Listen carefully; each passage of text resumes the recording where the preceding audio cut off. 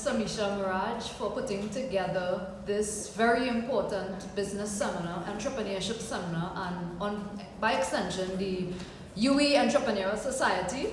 I want to commend her efforts and also her team because this is something that the university needs. We need an ecosystem.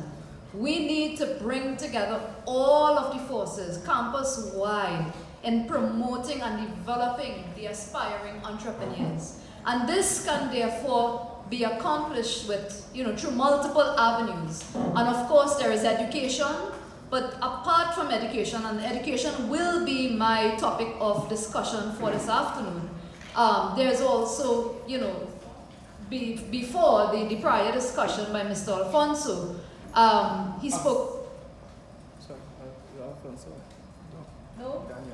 Daniel Daniel Austin, my apologies. Angelo Daniel Austin.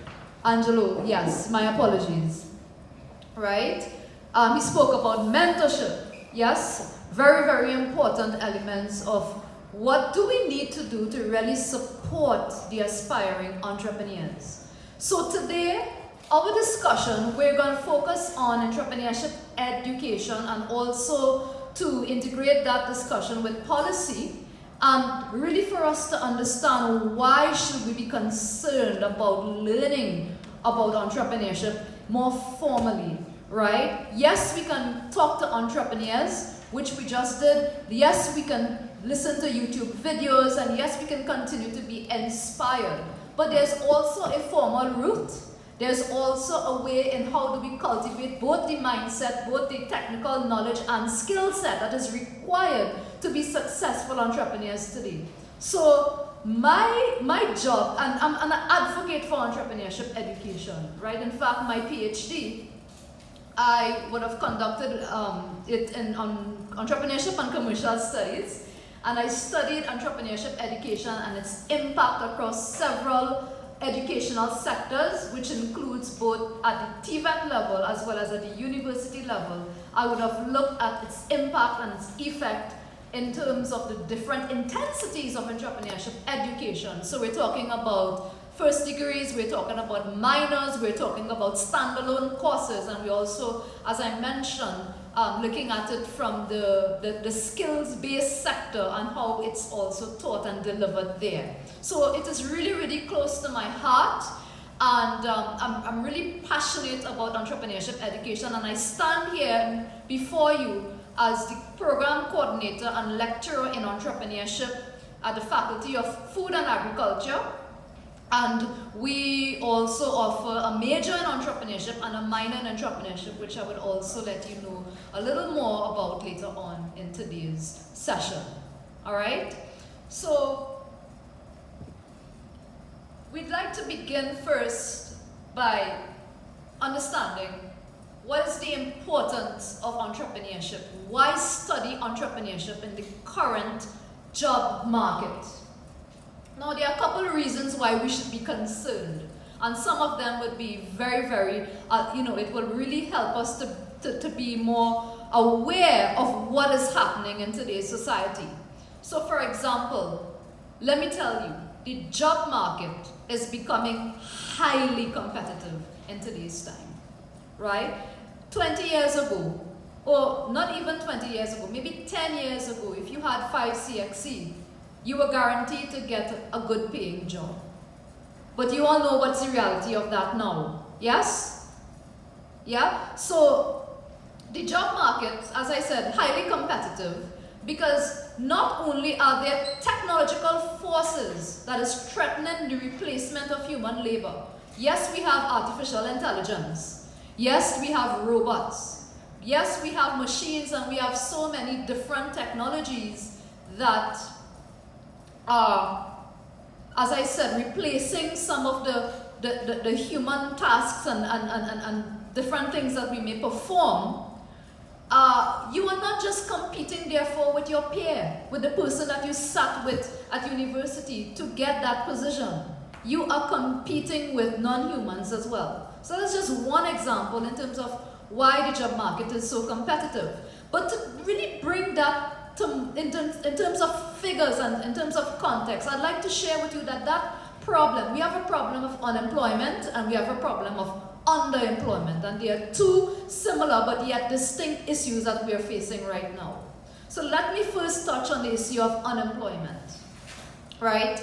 Now, unemployment is not just an issue that we are facing here in the developing countries and in resource-constrained environments. While it would be easy for us to say, hey, poverty and economic vulnerability and all of these things loom in the global south and the developing nations, this is also a harsh reality in the developed world, believe it or not. So for example, if I were to quote some statistics for you, just to paint a picture of what is really happening, right? In the United States of America, over the past 8 years or so, nearly 4% of students with at least a bachelor's degree remain unemployed. And the situation is even more alarming in the United Kingdom, where 12% of tertiary education students annually remain unemployed, and that translates to approximately 96,000 students remain jobless. Now, putting that in terms of the Caribbean, what are we facing? We are also facing a very similar trend. In fact, the last labor market survey that was conducted between 2021 and 2022 echoed a very similar sentiment, right? We are complaining that we are not getting jobs, and we are also remaining, we have to settle for less in many situations, right? Now, the issue with underemployment, which speaks to the fact that, hey, you have to settle for a job that is not exactly aligned with your 2 degrees, your master's, and how much experience you have. In fact, I'd like to share a story of my colleague. One of my colleagues, she has an IT degree, and she went on to do her master's, her MBA, and she said that over 10 years she has been applying for positions that is aligned to what she was trained to do. But currently she sits at the Ministry of Education working in a clerical position at a very low level.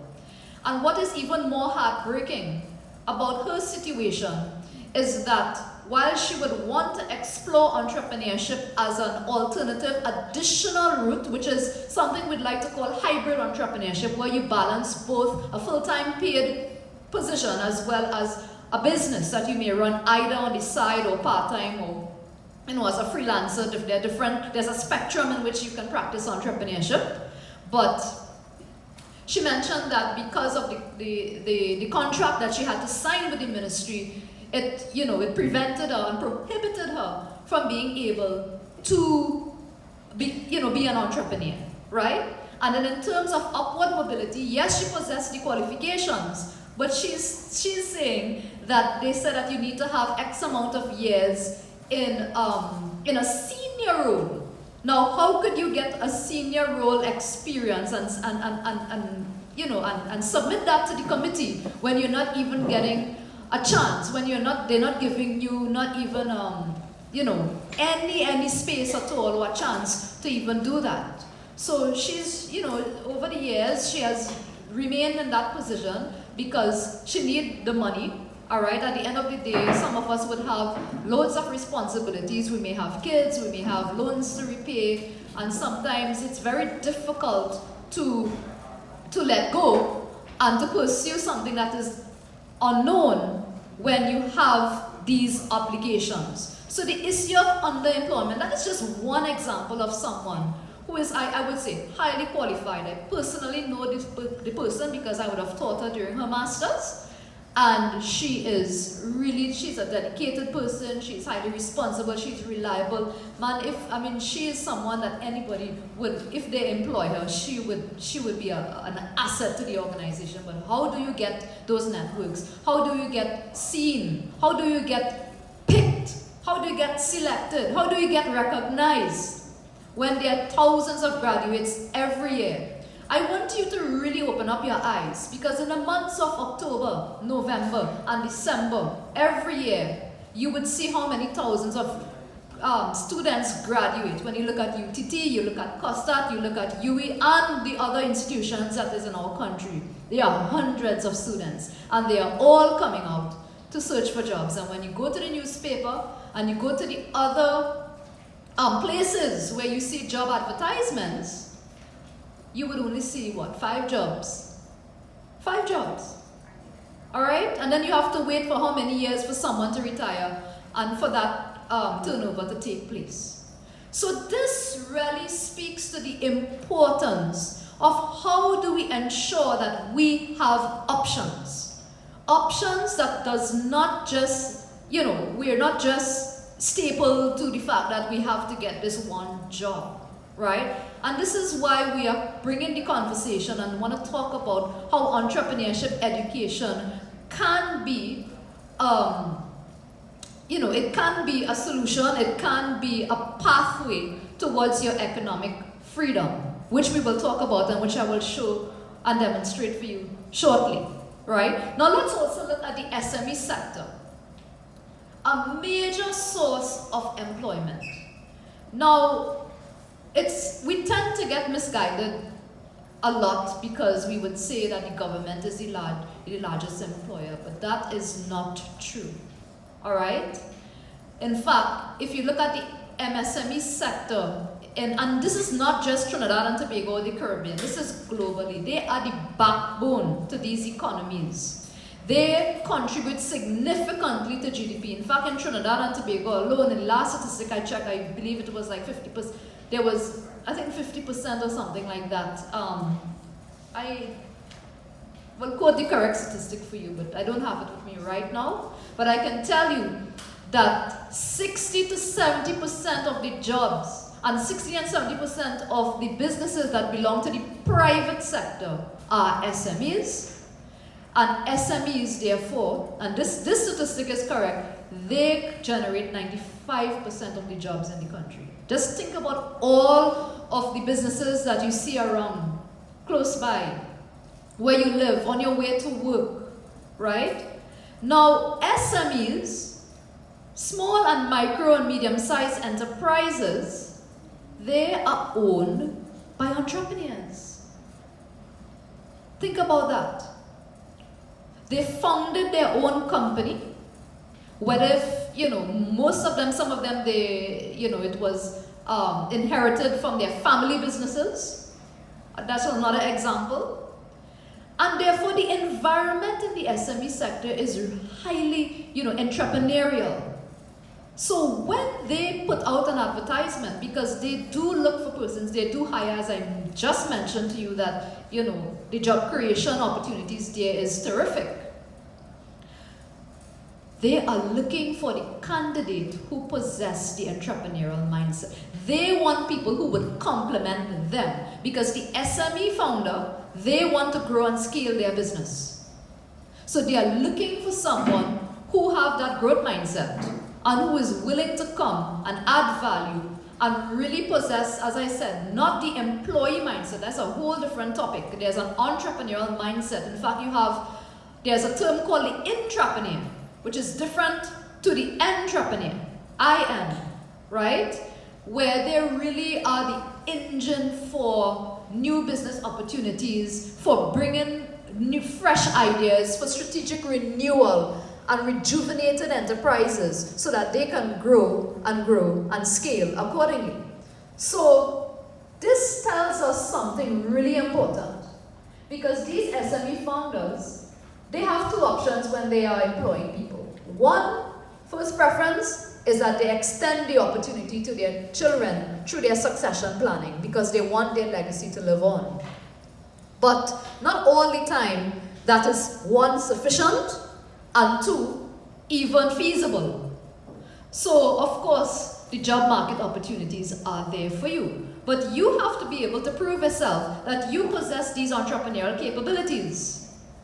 So just going and showing these people that you have a degree in whatever area that you are qualified is not adequate in this present time, because the SME owner wants to see that you understand entrepreneurship the way that they see it.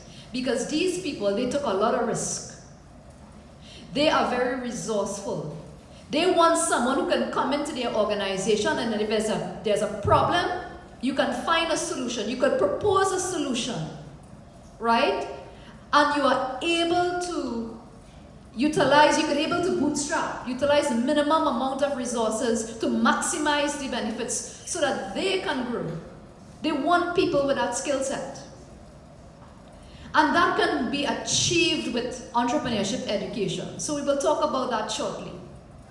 And then in terms of an engine of economic growth and policy, entrepreneurship sits at the heart for economic development. Now, for those of you who would have done macroeconomics, microeconomics, and any economic topic, you should understand the concept of GDP. Yes? What is GDP?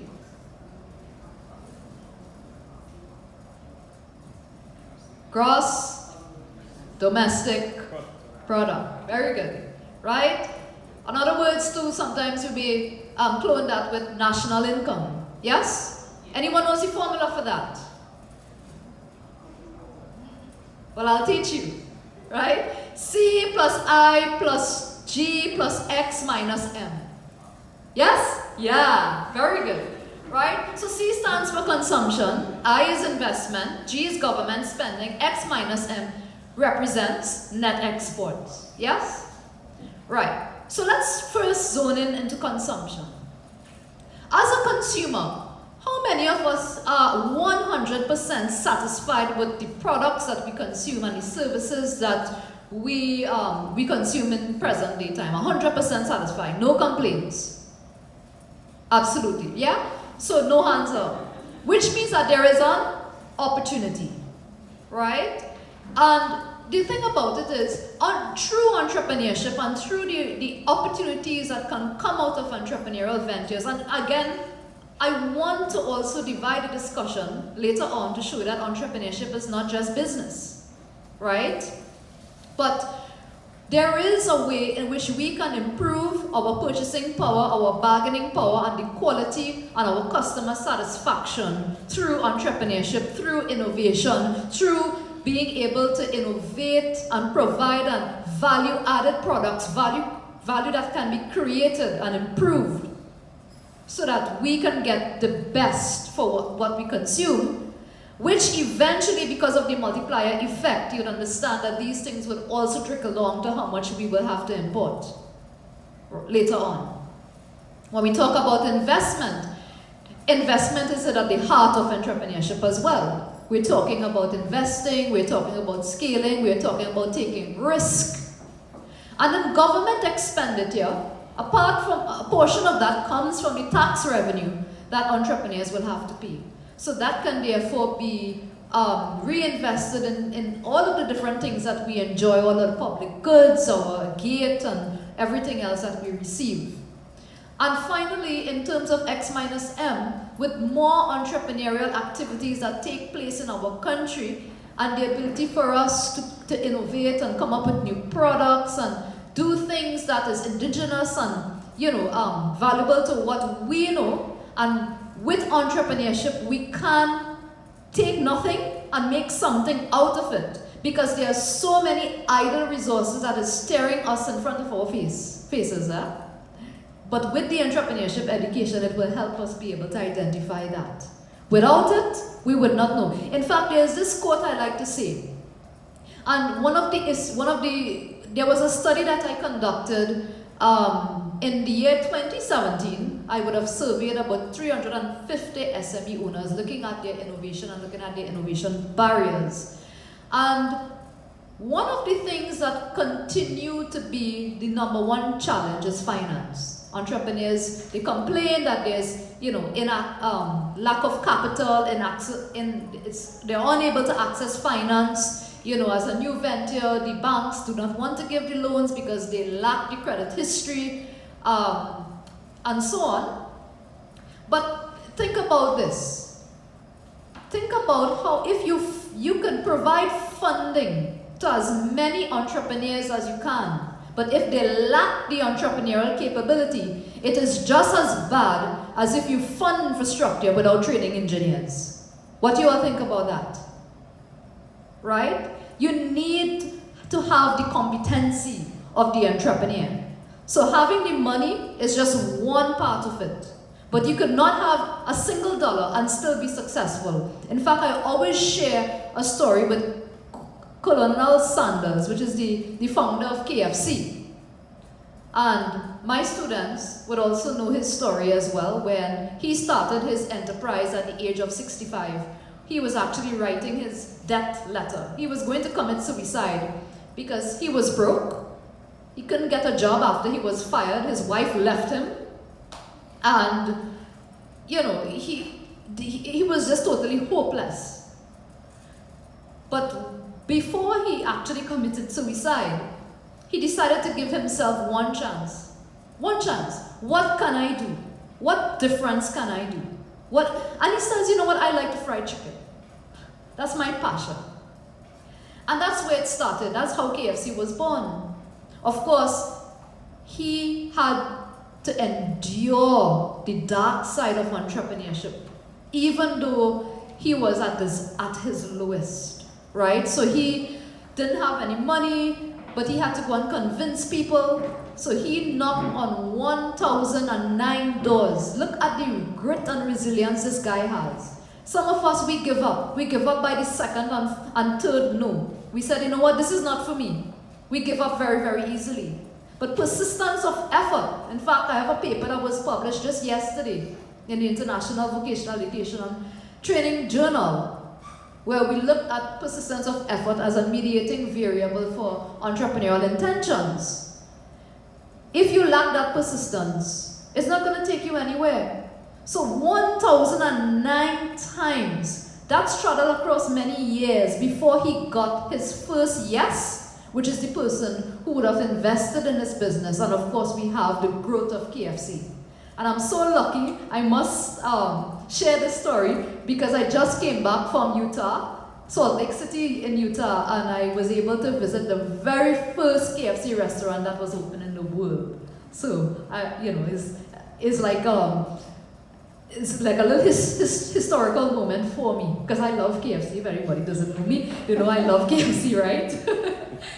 Okay, so yeah, we're really talking about the fact that the entrepreneurial mindset. When we talk about entrepreneurship education is not education to start a business, and I want to make that very, very clear. Now, I'm not going to follow the order of my presentation because I realized I started to go all over the place, but that's okay, right? Entrepreneurship extends beyond education for business startups. There's a lot of psychology behind it. There's entrepreneurial behavior, and as my colleague just mentioned, the entrepreneurial mindset. That comes first, before you understand business acumen.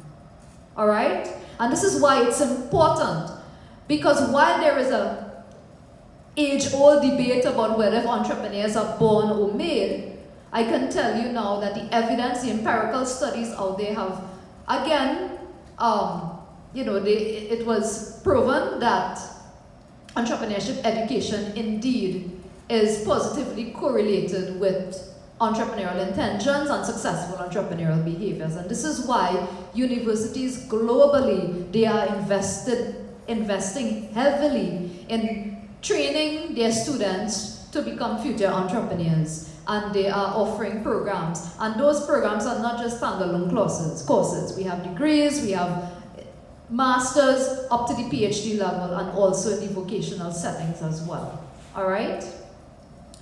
So we talk about investment because with more entrepreneurs in a country, more tax revenue can be generated, which will have that multiplier effect. So you can see that if the national income formula has all of these variables, and we are seeing that entrepreneurship does have a role in each factor, we can safely conclude that entrepreneurship is the engine of economic growth. What do you all think about that? Yes? So shouldn't we learn more about it? Why shouldn't we? And also it's a conduit for social and environmental change. Right now, the conversation is strong, everything now is sustainable development, yes? We have the SDGs goals 2030. Everything right now we are hearing is climate resilience, climate risk management. We're talking about recycling. We're talking about planetary considerations and social considerations. And let me tell you something, just like how it's competitive to get a job, it's also competitive for the entrepreneur to get a customer. They're all competing with each other. So right now, the way how the world is moving, you now have to try to transition your business and transform your business models to one that is more sustainable. Because that is where people are placing more value. This is where you will get funding. This is where you will get government and international support. This is where you will get to build your brand. Because more and more persons are becoming highly eco-conscious, and that is driving their decisions as to whether they will purchase a product that is going to save the environment as opposed to one that is cheaper but will harm the environment. So in order to do that, even these entrepreneurs who probably never had any formal education, but yes, they will have developed their skills, we are not saying no, but how do you transition your profit-only model for all these years in order to stay competitive without understanding what is required from the entrepreneurship, from the entrepreneurship side? So entrepreneurship education also will allow you to understand these things at a much deeper level and to help you hone your skills so that you'll be able to take your business to that next level as well. But before I move on, as I was mentioning before, what entrepreneurship education entails. What does it really entail, right? You see, entrepreneurship education, at the very base, what you learn how to identify opportunities. You learn how to solve problems. I can't think about any course or any program that exists today that actually is geared towards transforming your mindset and to think differently. Yes, there's critical thinking, but there's so much psychology behind entrepreneurship and entrepreneurial behavior. These courses teaches you grit. It teaches you how to bootstrap. In fact, there's an assignment called the Ask. It even teaches you how to ask, how to go about and ask and convince investors. But this is not just applied for business only. Because even within the corporate world, as I mentioned before, there are intrapreneurs. So entrepreneurship, while it might be while there is a commercial angle to it, there's also you have corporate entrepreneurship, right? So where it is entrepreneurship that belongs to existing organizations. So yes, they are looking for champions. Yes, they are looking for leaders. Yes, they are looking for people who can, turn around these businesses, turn around these entities. And again, they are looking for people with these qualifications, because I just mentioned the modules and the courses under entrepreneurship revolves around things like design thinking, innovation, right? There is strategy, there is economics, there is math. It's not just to start a business, there is sustainability. It's very interesting if you really think about it. And it's also in present day life. Because if you could plan a party, or if you could plan a line, then you could also take the very same concepts and translate that into planning a business. And I'll just give you a quick example. Let's say you're planning your friend's birthday party. Of course, you have to think about the what? What are some of the things you'll think about when you're planning your friend's birthday party? How much people are your guests? Very good. Thank you for that. So in business, what that translates to? Yes? Your customers. Yeah. So what we do, we simply teach target marketing. So we help you identify, how do you segment the market?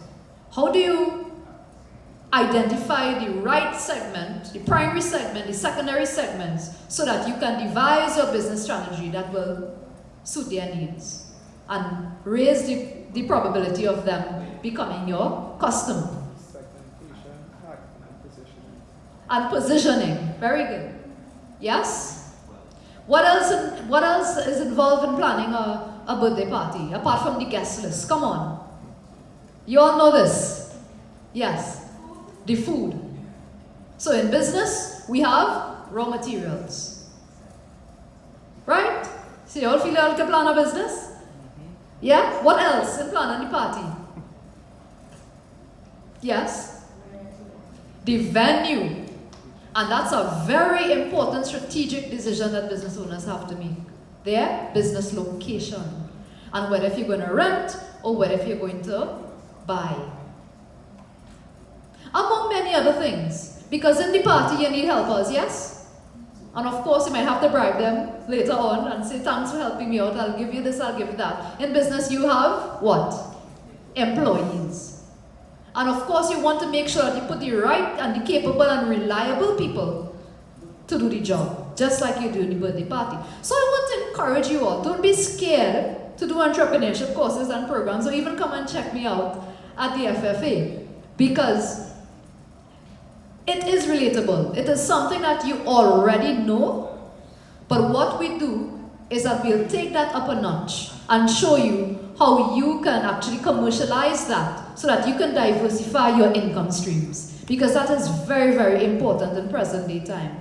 Because the unemployment issue with the entrepreneurship, it is not just for you to say, hey, if I don't get employed, I know how to start a business. That is not what I'm trying to convince you all here about. It is one path. Self-employment might be one path.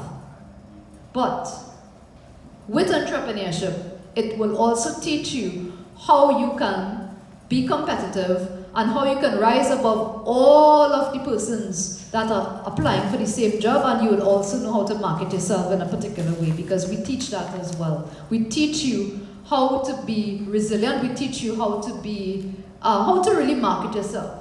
Okay? So there are many other things. So entrepreneurship education involves a spectrum of courses, skills, technical abilities. There are so many things that you'll get to practice. You'll certainly understand how to be creative. You will understand what blocks your creativity mindset and how you can release those barriers so that you can see beyond.